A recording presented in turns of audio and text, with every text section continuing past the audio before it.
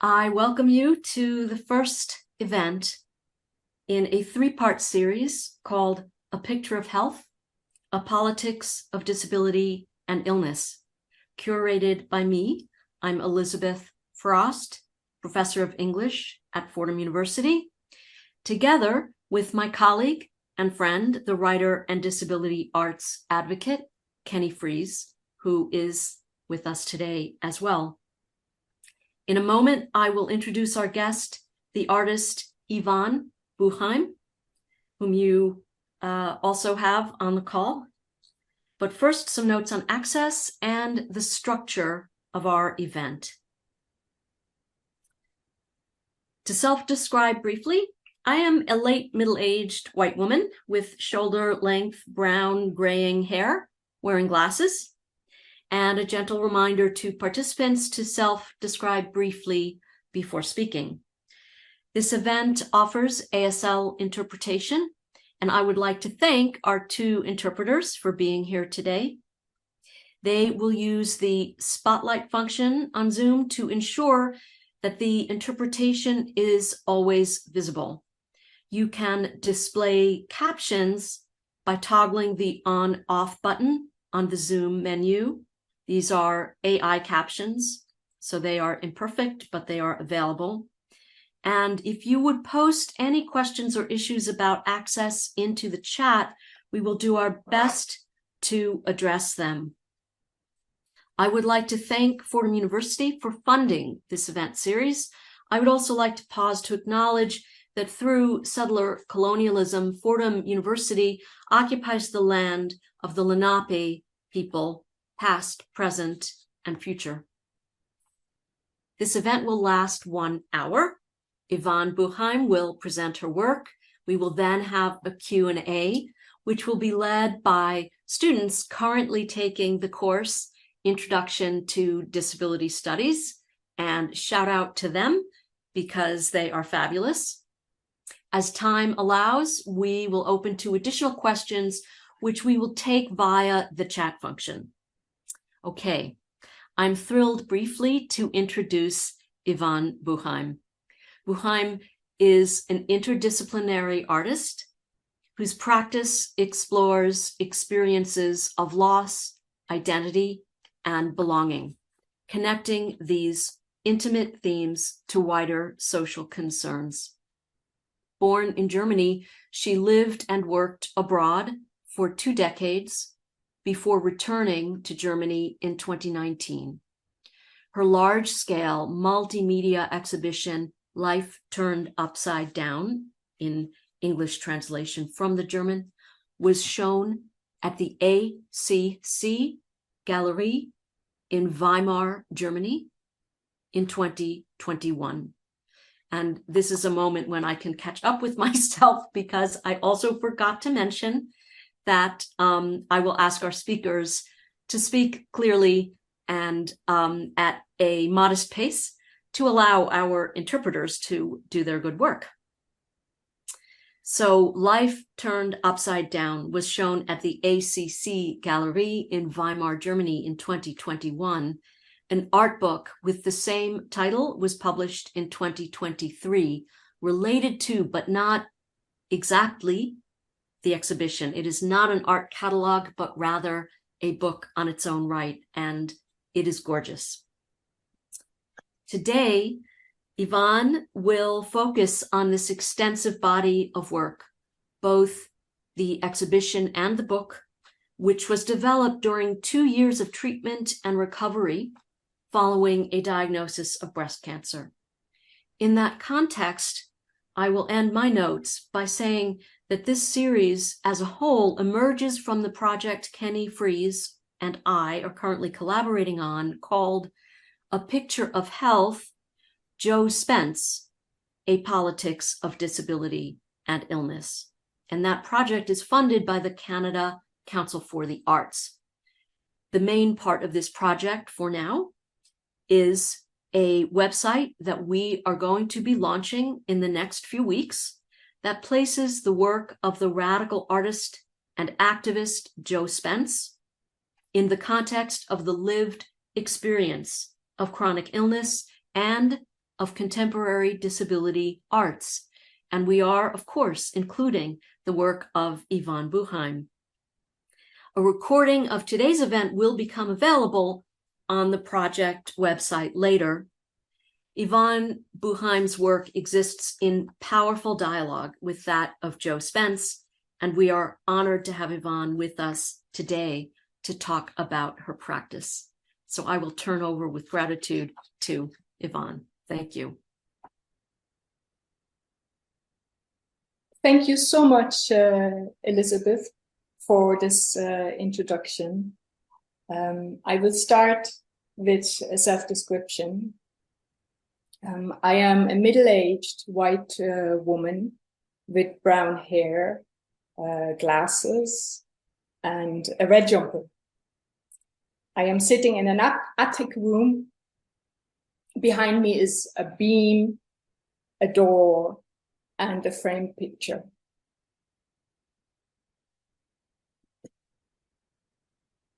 First of all, I would like to thank Elizabeth and Kenny for inviting me to show my work and to talk about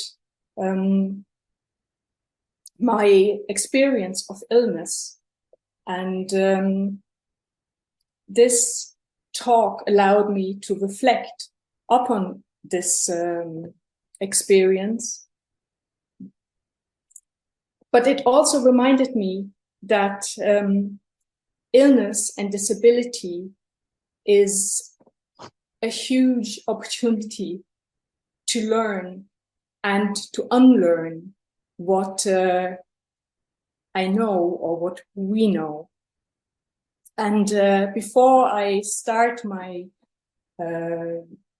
talk and show you images, I would like to say that in many ways, I don't feel like an expert, and I learned how, in this experience, I learned how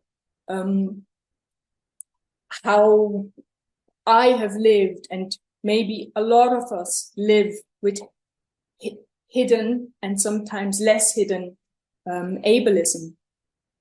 So if it happens that I say things that still reveal that, then I would like to apologize, and I would like to say that it is a beautiful process of learning. With this, I'd like to start the presentation of images from my work as well as the book. Here we see Joe Spence looking straight at the camera, holding a large notebook across her chest with the writing, "How do I give up responsibilities without being ill?" The photo is mounted on red paper, on which is written on the left, "Do less and stay well, but neglect my work." And on the right, "Do too much, then fall ill and be looked after." And underneath, an image of a conflict.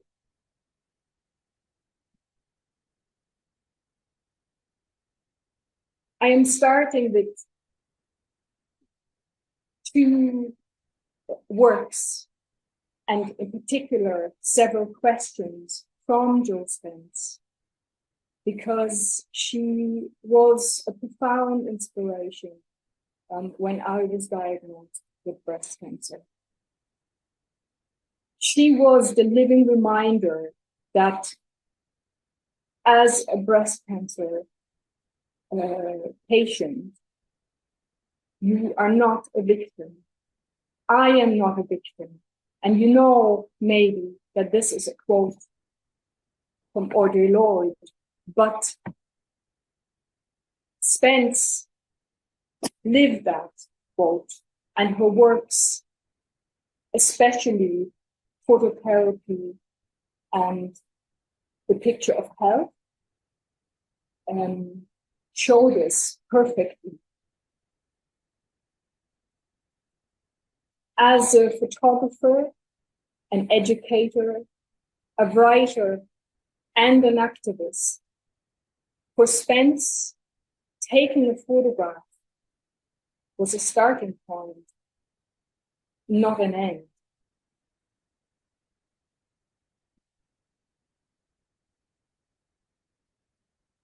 A collage against a green background shows parts of Spence's body, including a hand, arms, forehead, back, and buttocks. Each has a word written on his skin. Together they read, "How do I begin to take responsibility for my body?" In the center is a black and white photo showing Spence's naked back from the waist up as she faces a mirror, which is placed above a kitchen sink next to a dish rack. She regards her own reflection with her hands clasped just above her breast. And with this, I would like to ask you some questions. How do you take responsibility for your own body? What does it mean to take responsibility today? How do you practice self-care? And can this care and compassion impact on your surroundings? How do we tell our stories? And does storytelling change who we are?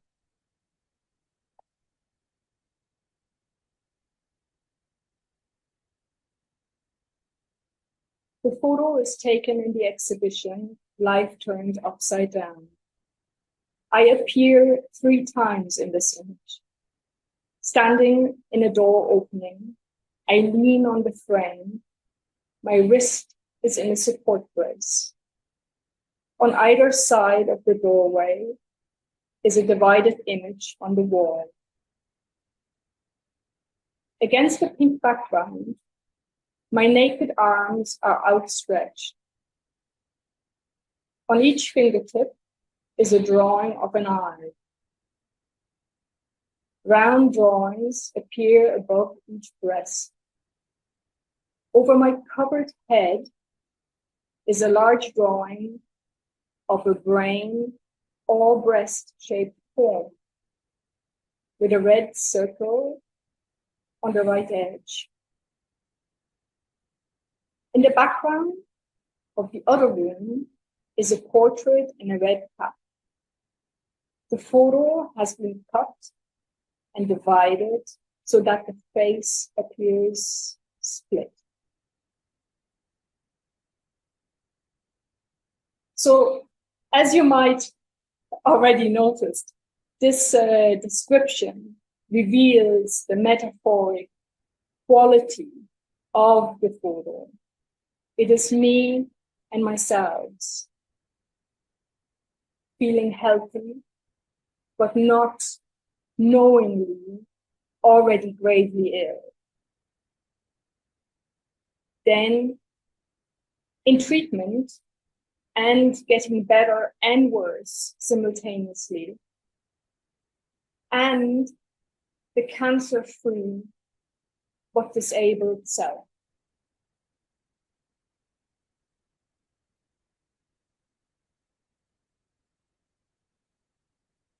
The photograph shows a group of people during install of the exhibition.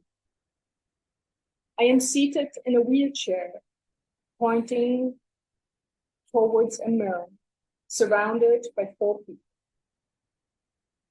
One person is seated at a large table, and only his arm is visible.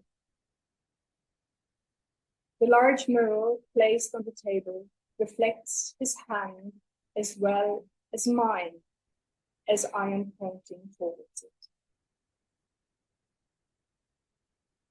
And here, the image within an image shows the fragmented and complicated reading and telling of stories.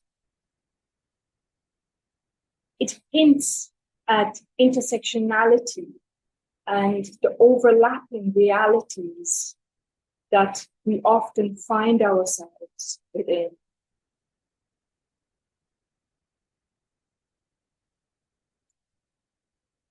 And the truth is that in the image before, I was leaning against the wall because I couldn't actually stand. As I had just finished 2 years of cancer treatment, I had a bicycle accident where I broke my wrist and my knee. And it meant that I was sitting in a wheelchair when it came to the installation of the exhibition. This experience of being in a wheelchair had a profound impact on how I experienced disability due to the visible component of being perceived disabled and active of that. And of course, the frustration that one experiences if you are in a wheelchair and struggle with access or missing access.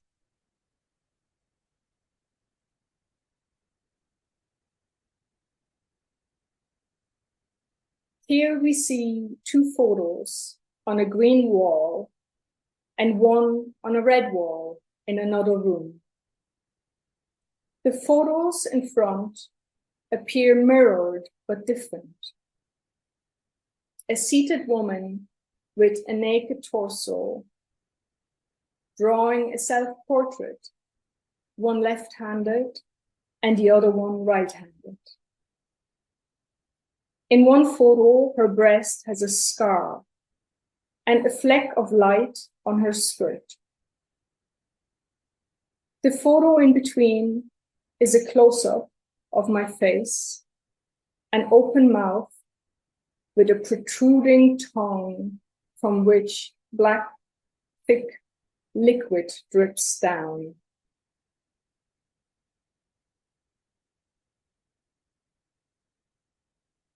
So I have to admit that I nearly didn't show this image here in the talk because it is recorded and because of its intimate nature. However,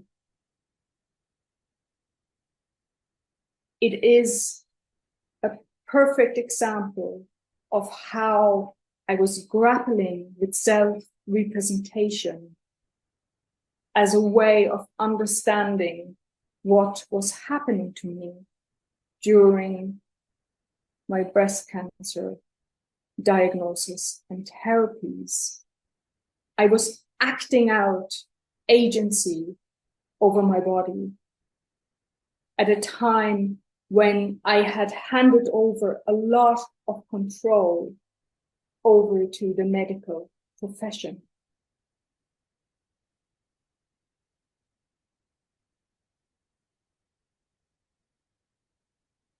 We see a room in the exhibition with a photo, small wooden sculptures along the left wall, and printed text directly onto the gallery walls.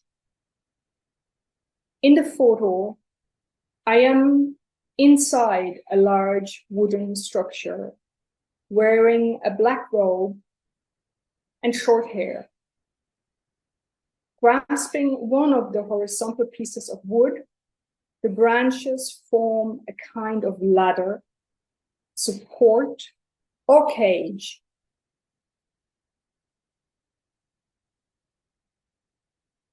I would like to give you an example of the text on the wall.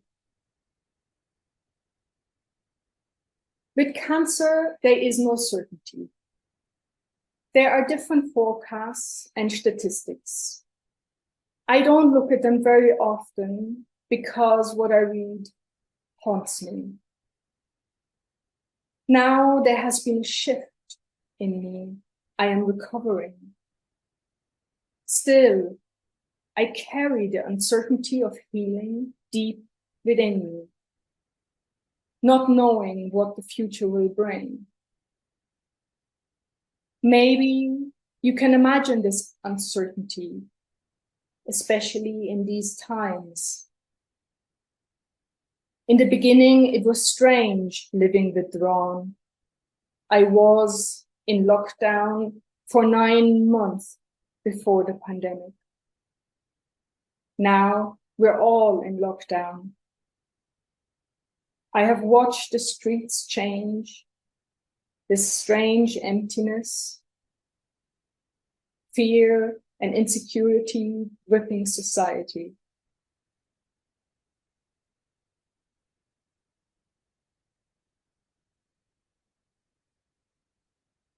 This is a page of the book Kopf über Leben, Life Turned Upside Down.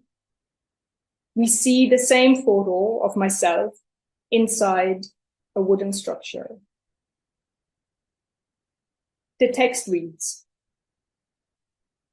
"She holds the position and time stretches out. Global infection rates rise and the world slows down. The scaffold holds her until someone else needs to be held."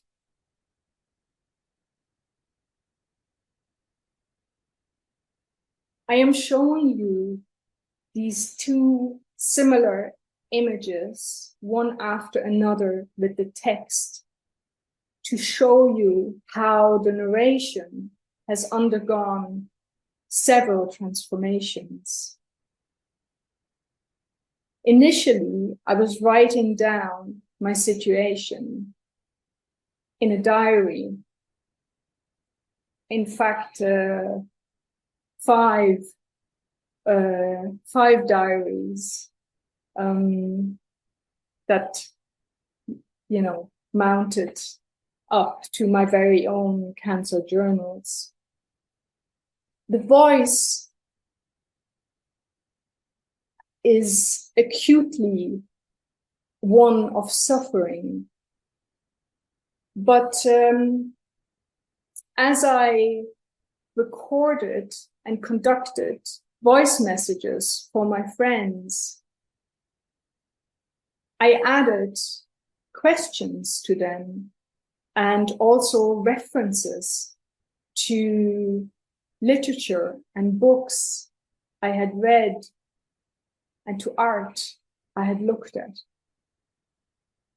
In the gallery, I chose extracts from those voice notes, transcribed them, reduced and focused them. And in the book, the writing has become like an essence. I feel it is like sap from a tree.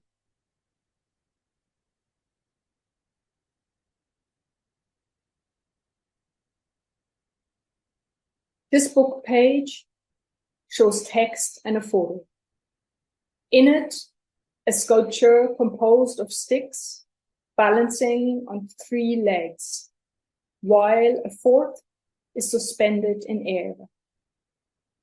The text reads, "She collects sticks and stalks on winter walks and carefully binds them into scaffolds held by beeswax and thread. It is a red thread and a metaphor for time slowed down during illness."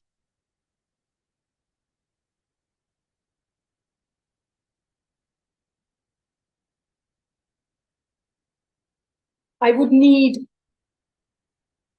a lot more time to talk about the altered perception of time during illness.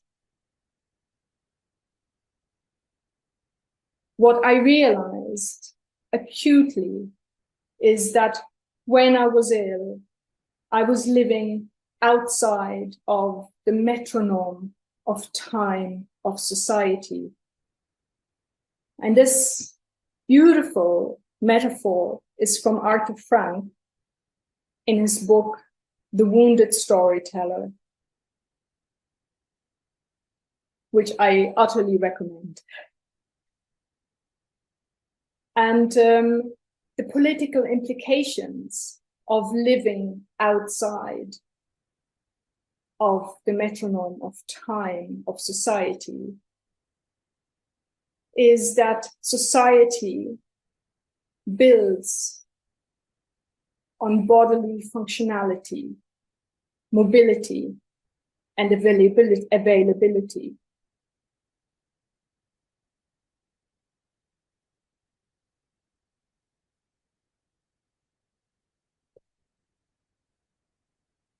The book page shows a photograph and text. In the photo is a sculpture against a black background, assembled of wood pieces, tied together with red string. Suspended in the middle is a flesh-like amorphous form. The text reads, "The two belong together like life and death, like the end and the way."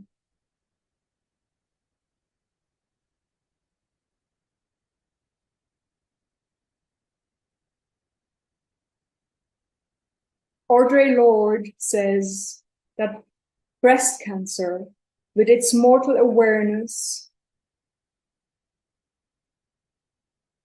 can be a gateway, however cruelly won, into the tapping and expansion of my own power and knowing.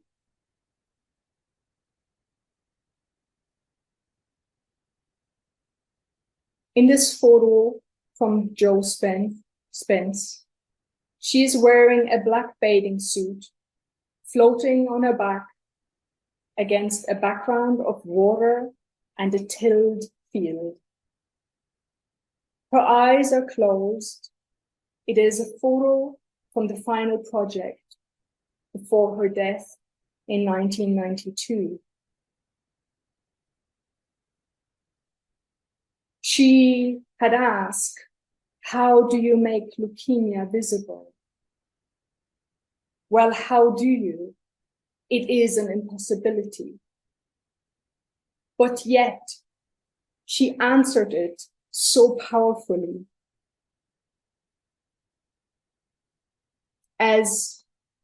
and powerfully and intimately, as she got to know death through her artworks.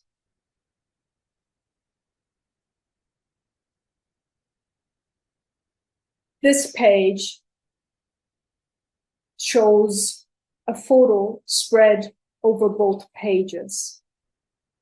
Against a pink background, I appear nude, visible from the waist to just above the mouth.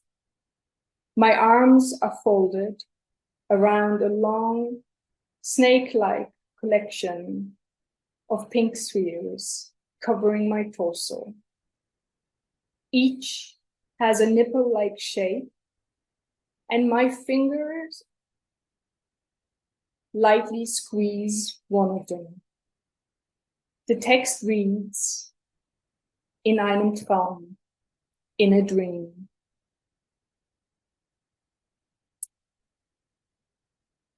It is the final image, and it is a very personal one. It is of a dream that I really had, but yet that personal image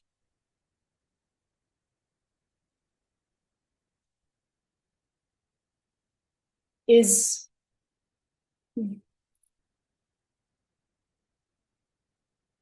although a personal image, disability and illness is not an individual circumstance, but a collective one that matters to all. So individual autonomy is a myth, and the benefit from knowledge and embodied cognition arising from illness and disability is for all of us.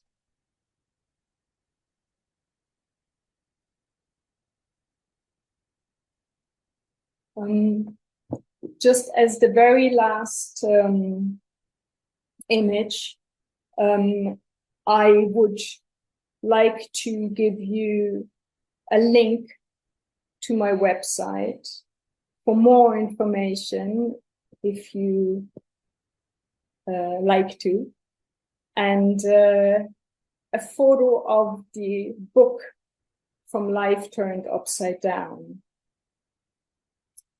I would like to thank you for staying and bearing with me.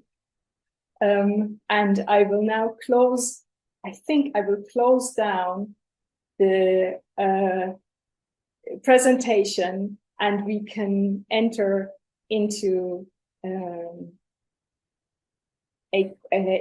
question and answers. Okay. Yvonne, thank you so very much. I feel a little overwhelmed by your extraordinary presentation and what I've learned from it. And I want to turn over to one or more of my terrific students who have prepared some questions for today. And so I would ask you all, if you know how to do this, to make yourselves on the spotlight when you want to pose a question.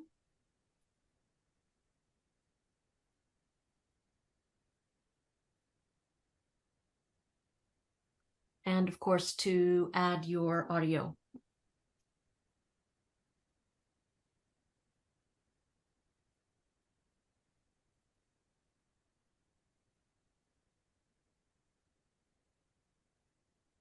Are you all ready to go?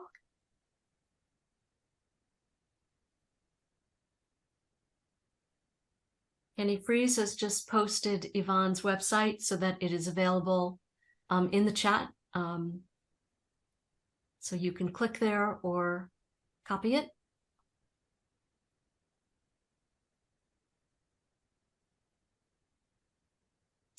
And okay. I am not sure if I'm spotlighted. Okay, I am spotlighted. I am Stephanie Messier. I am a teenage white woman sitting in my room. I have dark brown hair. So we wanted to ask you, first of all, I'm in awe of your work and your presentation.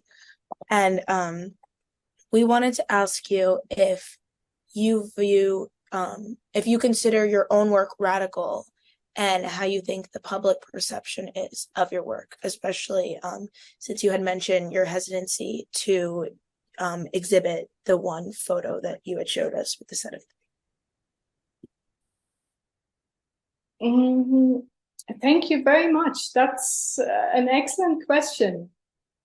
I have actually not asked myself this before.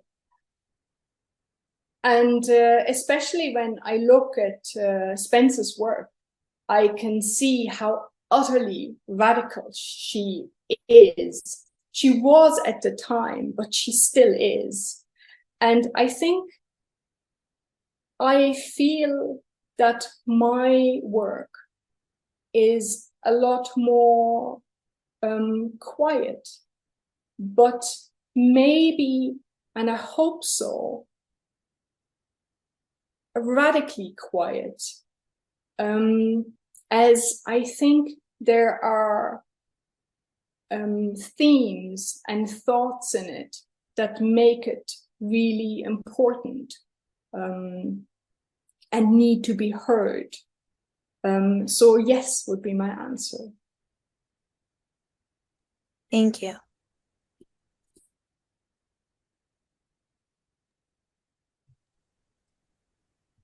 Hi. Hi. Oh, Alicia, you can go. Don't worry. Thank you so much. So obviously I want to say thank you for your presentation. It was beautiful. We've been learning about you in class, and it's great to meet you. I would like to ask, how did you come to the title the exhibition Life Turned Upside Down? And prior to your diagnosis, did you contemplate the relationship between life and death often? And how did your diagnosis shape and or change your perspective on living and on the idea of living with a sickness or a disability? Thank you for this question. I'll start with the title in German. It is actually not a correct translation, because the German title, Kopf über Leben, has a variety of associations that is not, or that are not contained in the English title, unfortunately. In German, we put several words together and they create something new, but there is a root source. And through the togetherness, and this word doesn't exist, I made it up. It has the ability to make people wonder what I mean. And there is head over life, all three words, but it does actually also not only means toppled upside down, it also contains the idea that maybe head as in mind is above the rest of the body or even life. So one of the subjects that have been very important for me is the way that we often perceive ourselves through this distinction of body and mind, and that is a very troublesome, specifically Western invention that has led to many problems in the world.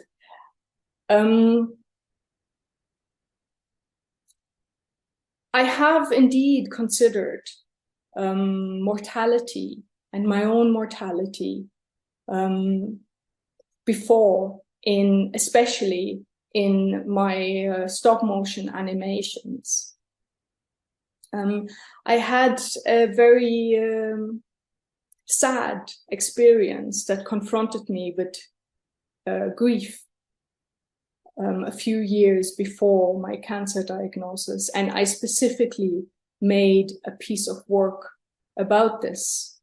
The beauty of stop motion animation is that it also reflects upon time and restricted time, that I will physically in the video hold an image for longer and then let it run again. So there is a very kind of self-reflexive element to something that lives, and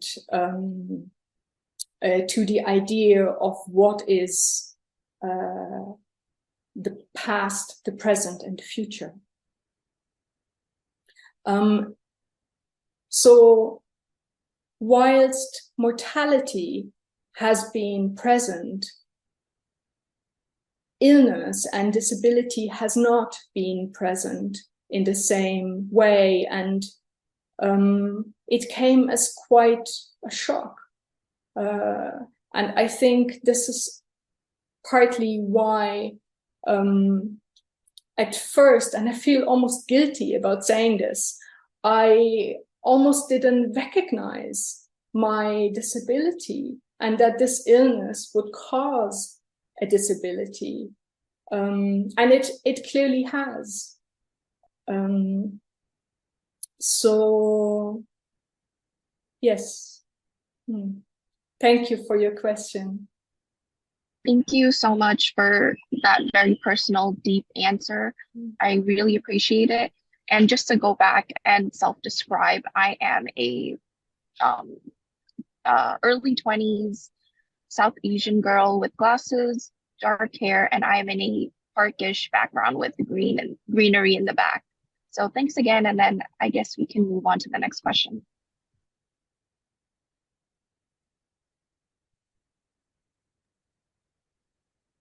Hi. I believe that perfect. Now I'm spotlighted. My name is Christina, and just to self-describe before my question, I'm wearing a navy blue shirt, and I'm a girl in my early 20s wearing glasses. And my background is a gray and brown wall with a door. First off, we just wanted to thank you for your presentation, specifically focusing on Joe Spence as well. We're really grateful for that. Which leads me into my question.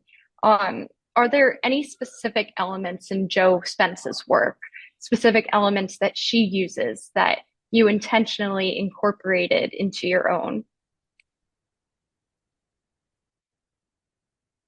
Thank you, Christina. I think that I think so. This is kind of difficult because although I was aware of Spence, and when I was diagnosed, I immediately thought of her work. I looked to I looked again at her work that I knew from before, and what really hit me is were like several different projects and things that she's doing with her work.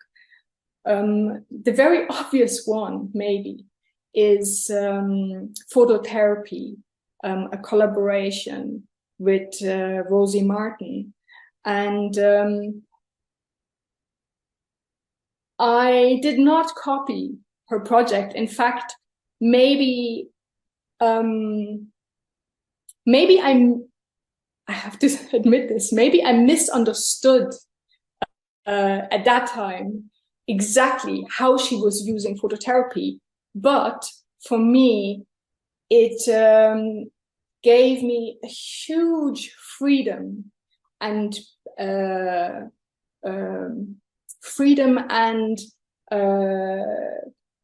power in a way to incorporate my illness into my work,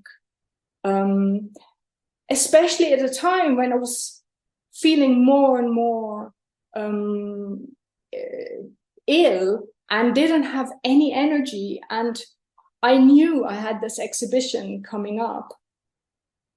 And I was full of self-doubt if I could make work that is good enough to be shown in a large, prestigious show. And I had a lot of this kind of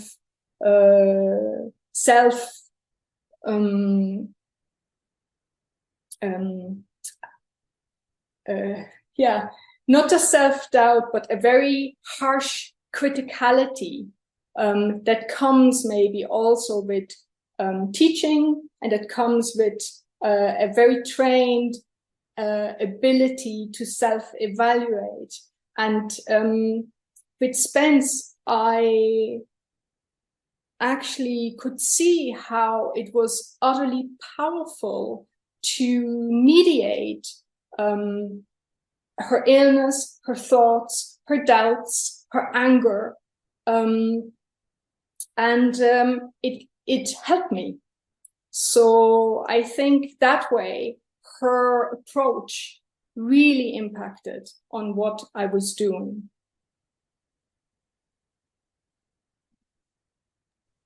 Thank you Actually, so much. I would have a question for you. Did you notice that, did you see the connecting points, and was there actually something that I may not have talked about now or even said, but you did spot the connection between our work? Yeah, we were actually talking about this in class when we were studying your work. Right before then, we spoke about Jo Spence's use of like written word throughout her photography. And we felt like specifically in your exhibit, the like small lines of written word following through like each room was very representative of that and like our view of your exhibit. So we greatly appreciated it. Yes, yeah, I can see that connection. Yes, thank you. Thank you. Hi, I'm Emmy. I am, to self-describe, I am a young white teenager with brown hair and big glasses. And that was a great transition because actually my question was, I was wondering to you, what is the importance of combining multiple mediums like words and visuals to illustrate your life experience, and how do they impact each other?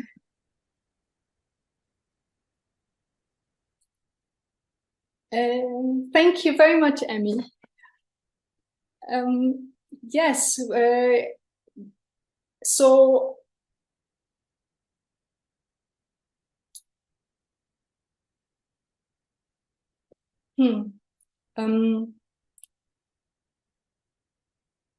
trying to think of how I can most precisely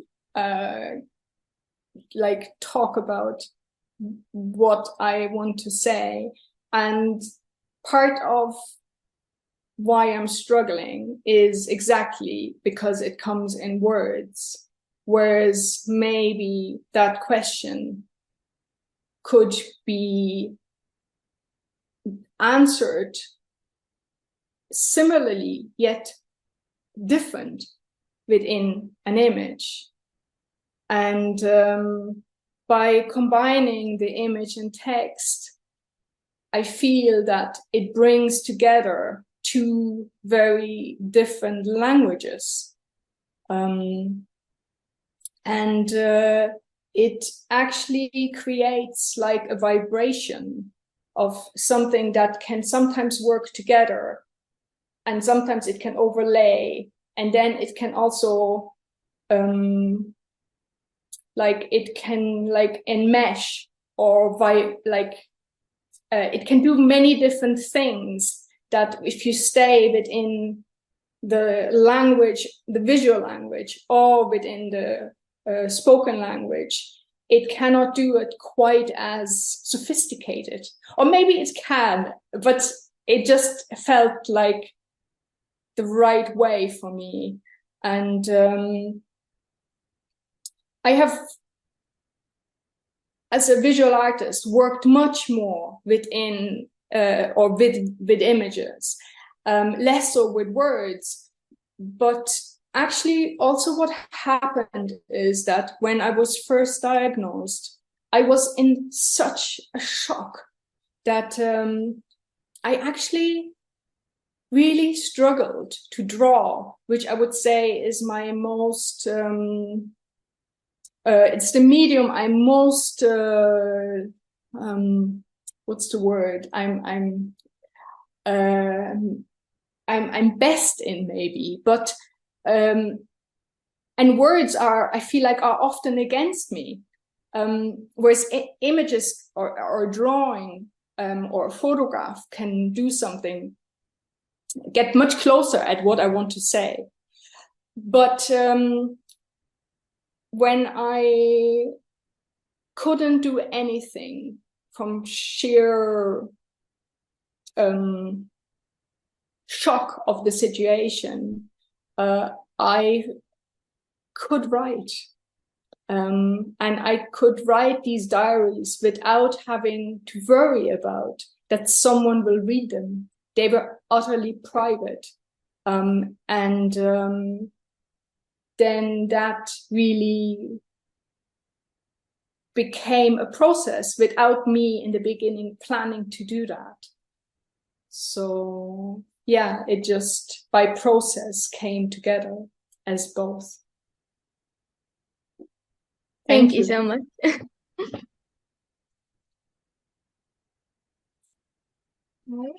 I'm Madison. Just to self-describe, I am a teenage white woman wearing glasses and brown braided hair.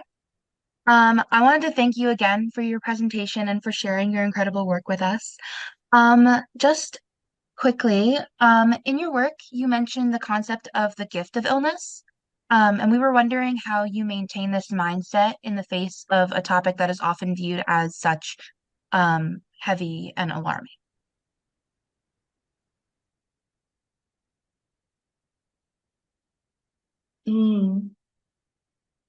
I think there is a major misconception in society that regards illness and disability as something that only speaks of suffering, and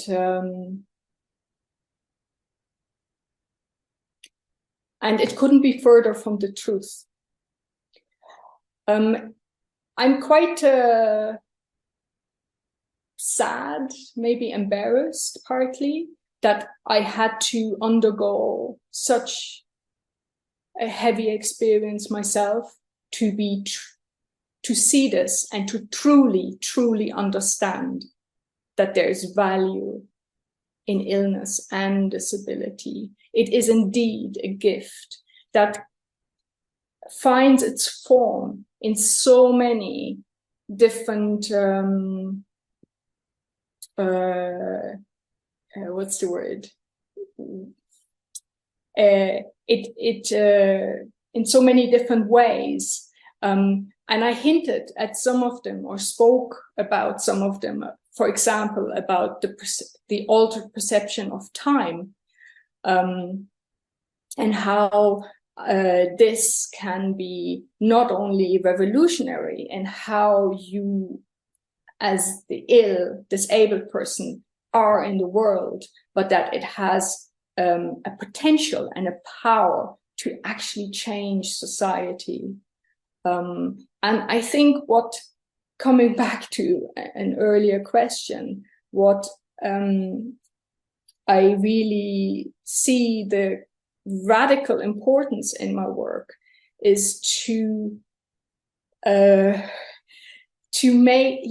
bring this at the forefront, to remind people, but also maybe to find a very playful and seductive way into this world, where one that has never had the experience of illness or disability may get an idea that there is something that is beautiful and worthy, and that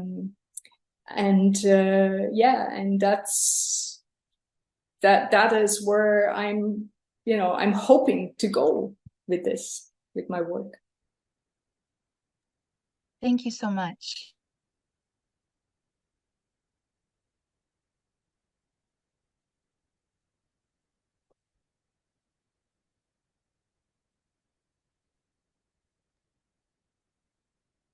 Do we have more questions?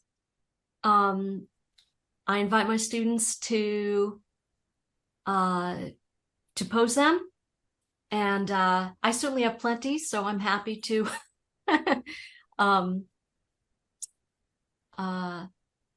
to pose them to. We have just a couple more minutes.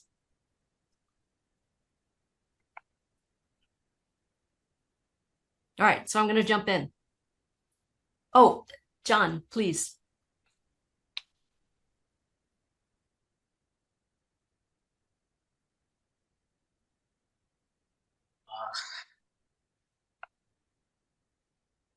Hello, my name is John Campbell. I am a white male with, I think, blonde hair.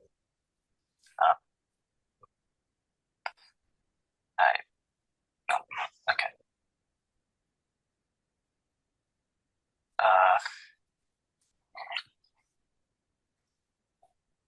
Okay. I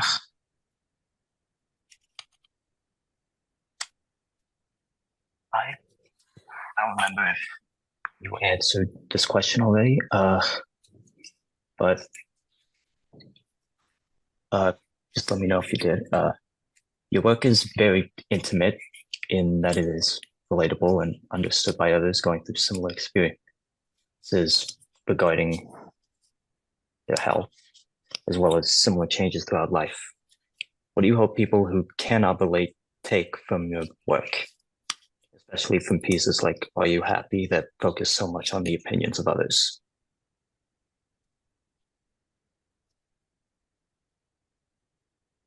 Thank you, John. That I have not answered this, and it's a really good question. So it's also interesting that you point to the Are You Happy piece that has created a huge outcry, actually, when I showed it in a group of breast cancer women with or post breast cancer. They thought it was a terrible, annoying set of questions, and I thought that it was very interesting that the not understanding and not agreeing and being very skeptical actually came from within the community.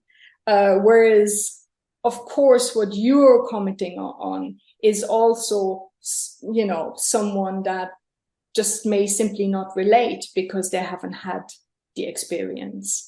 But what applies to both scenarios is that I, very similar to Joe Spence, do not see my work as an end, but I very much see it as an offer for a conversation, as questions, as thoughts that you may relate to, you may like, you may dislike. And what I am gently pushing you to is to position yourself. And this is all I would say is, let's talk about this. Let's see where we go. And by that, we will find out a lot about ourselves. Yeah.